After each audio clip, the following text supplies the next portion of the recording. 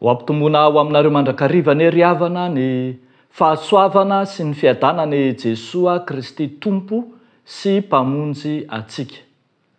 Amen. Ny andron'ny Tompo. Ny andron'ny Tompo. Azavainy ny mofinainantsika anio amin'ny bokin'ny Malaky toko 7 ny andinin'ny voalohany hatramin'ny fahaefatra izany.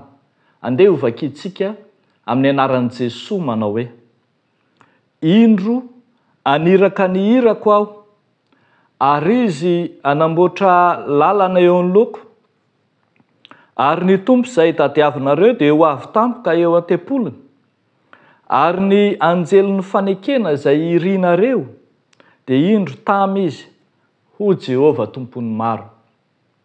Nefa iza no mahatanto ny andro hiaviany, ary iza no mahajanona raha miseho izy? Fa izy dia tahaka ny afon'ny mpandrindrika sy ny savon'ny mpanasa lamba, ary petraka andrendrika sy anadio volafotsy izy. Eny, anadio ny taranaka levy izy sy andrendrika azy toy ny fandrendrika volamena sy volafotsy, ka dia ho an'i Jehovah ireny. Ho fanatitra ampahamarinana, dia ho mamin'i Jehovah ny fanatitra Joda sy Jerosalema, toy ny tamin'ny andro fahiny sy toy ny tamin'ny taona taloha. Ray masonao, manamasina anay amin'ny fahamarinana, ny teninao no fahamarinana. Amen. Ny andron'ny Tompo. Zavatra roa lehibe ry havako malala no anazavany ny mofinainantsika anio, ny amin'izay hiaviany ny andron'ny Tompo izany. Voalohany, ny andron'ny Tompo dia hialohavana iraka. Io no mampiavaka mihitsy aza ny bokin'ny Malaky izay raha dika amin'ny teny avy amin'ny teny Hebreo dia hoe irako. Tena maneho ny fanirahana na ny asa fanirahana lehibe ny any Malaky mpaminany ity, ary dia iraka mialoha ny Tompo, iraka mialoha ny Mesia izay hialoha lalana, hisava lalana ny Mesia no ambara eto. Indro aniraka ny irako aho, ary izy anamboatra lalana eo anoloako. Mampahatsiaro antsika lay faminanian'i Isaia mpaminany manao hoe: amboary ny lalan'i Jehovah, ataovy mahitsy ny lalan-kalehany. Ny fahatanterahany izany ry havako malala dia hitantsika tao amin'ny Jaona mpanao batisa, lay tsy mendrika haman'ny fehakapany aza kanefa tonga nialo lalana ny Mesia. Ary hitantsika fa marina ny ambaran'ny soratra masina fa ho avy izy, ho avy ao amin'ny tempolonareo hoy izy, ao amin'ny fanekenareo, ao amin'ny anjelin'ny fanekena, indro no hiavian'ny Tompo. Dia izany no nahatongavan'i Jesoa tsy maintsy nialohavana iraka mba hanamarina ny asa sy ny teny ataony. Fa ny fiavian'ny Tompo ihany koa hitantsika eto, faharoa dia asa fanavaozana. Tena mampiavaka ny Malaky mihitsy amin'ny fomba fiteniny, lay mafana vai, lay tsy mataho-mena maso, tsy mataho-mena maso miteny, lay tsy menamenatra, tsy matahotra, fa miteny mahitsy, miteny marina. Nambara mihitsy aza fa ho toy ny réformateur ny testameta taloha ity Malaky ity. Ny tena marina kokoa ry havako malala, ambony lavitra noho izany, lay Mesia izay ambarany fa ho avy no tena réformateur. Io no anitsy ny fomban'ireo mpisorona sy levita izay nivoana tamin'ny lalan'ny fisoronana. Mpisorona sy levita izay efa nanjakazaka tamin'ny anjara fisoronana ary dia naka ny tsy an'ny tenany, nanimbazimba ny ampafolo-karena sy ny fanatitra ho an'i Jehova. Ka ity tompo izay ho avy ity no ambara fa anitsy, anavao, handio izany raharaham-pisoronana izany. Andio azy tahaka ny fanadio amin'ny alalan'ny savon'ny mpanasa lamba.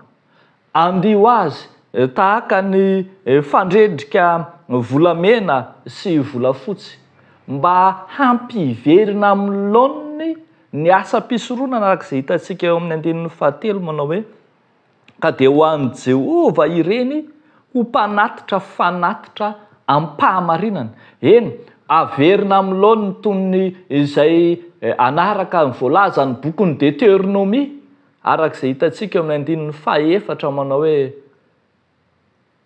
omamin'i Jehova ny fanatitra Joda sy Jerosalema toy ny tamin'ny andro fahiny sy toy ny tamin'ny taona taloha.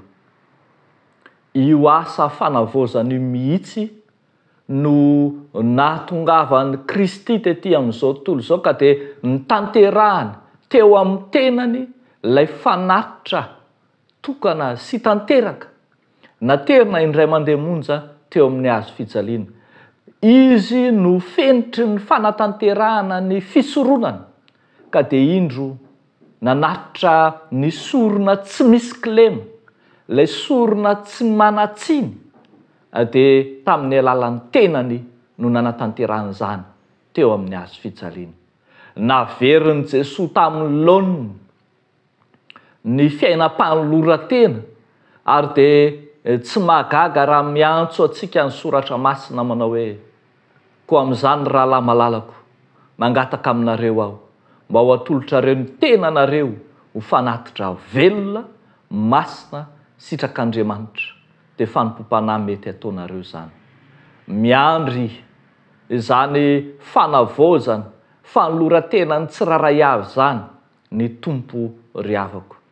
Raha miresaka tsika hoe ny andron'ny tompo, dia vao marina teto fa ny amin'ny avian'i Kristy ilay Mesia izay tonga hitsara izao tontolo izao no nambara.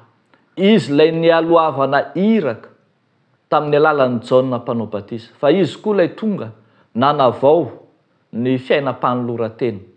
Saingy mbola misy andron'ny tompo andrasantsika ihany koa ry havako malala. Amin'izany fotoana izany dia ny tompo no hitsara marina ka tsy hisintsony fampitandremana, tsy hisintsony alanenina tao, fa ho avy ny fitsarana. Koa ankehitriny taoma isika ary, taoma isika ry havako tsy anjeny andro lava ka anao ampitsopitso hatrany, fa fotoana indrindra ao anavozana ny fanoloran-tena, hialana amin'ny ditrin'ny fo, hialana amin'ny faharatsiana sy ny faharatsiam-pitondran-tena sy ny fanompoana diso toerana rehetra, ahavaozana sy ahitsy ao amin'ny tompo izany, fa efa ho avy izy hitsara marina. Dia Andriamanitra irery ihany ny voninahitra. Amen. Hivavaka isika. Andriamanitra, misaotra anao izay ny amin'ny teninao mahitsy, mampianatra ary dia vonina izay hiavao ao aminao Jesoa ilay efa naneho taminay ny endriky ny fanoloran-tena tsy misy tomika. Ao aminao Jesoa no misy ny fanaperana, ianao irery ihany no azo antoka ary dia vonina izay tompo anaraka anao. Fa amin'ity anio ity mahatsiaro mitrotro ambavaka manokana izahay, ireo renim-pianakaviana miady amin'ny fiainana, ireo indrindra ireo izay miady irery ny laozam-bady na efa mpitondran-tena. Mivavaka izay tompo ny ampaherezanao azy ireny manokana mba tsy ho irery izy amin'ny fitezana ireo izay zanany sy fiandrandrana ny ho aviny. Te anantena fiadanana ao aminao izy tompo, ka dia amindro fo amin'i Jesosy Kristy tomponay. Amin'ny anarany raha teo nanaovanay izany vavaka izany. Amen.